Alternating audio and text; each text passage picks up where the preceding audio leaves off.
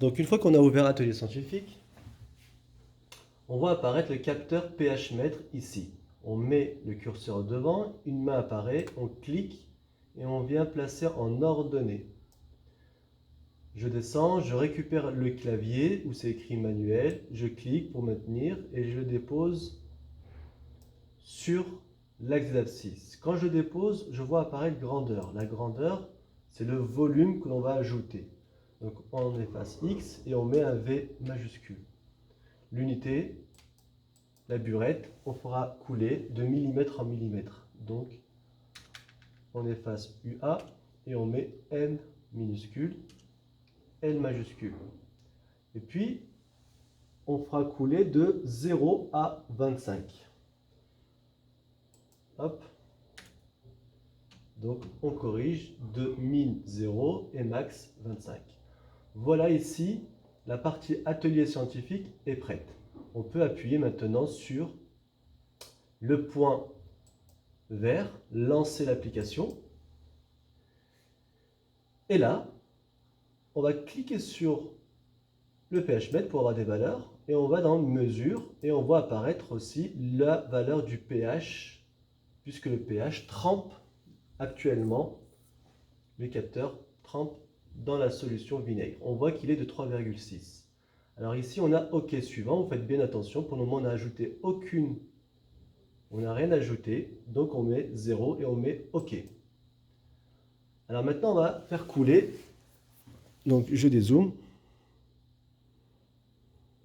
On va faire couler 2 ml. Donc, on fait attention de 0 à 2. On y va doucement. On vérifie bien que ça tombe, ça coule sur le bécher.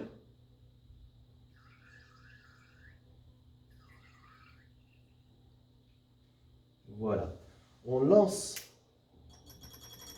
l'agitateur magnétique pour bien secouer, pas trop fort pour pas que ça tape trop sur le capteur pH métrique. On laisse stabiliser et on rentre bien 2 ici. On appuie sur OK quand c'est stabilisé. Voilà, hop, c'est stable. Et puis, on voit le deuxième point apparaître ici. On attend un petit peu et on fait couler cette fois-ci 3. On descend jusqu'à 3 millilitres. On rentre la valeur 3. Bien sûr, si vous dérapez, vous descendez à 3,5, vous entrez la valeur 3,5. Mais ici, c'est 3. OK. On voit un troisième point apparaître. Ainsi de suite.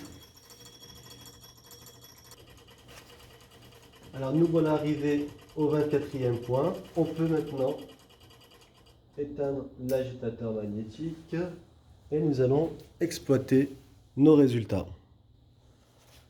Alors, on observe, donc ici ça augmente légèrement, et puis d'un coup on a ce qu'on appelle un saut de pH, et puis ça se stabilise. La première chose qu'il faut faire, alors on se met ici, dans petit pH, on fait dérouler, on va dans liaison, et on va dans le deuxième icône pour relier tous nos points.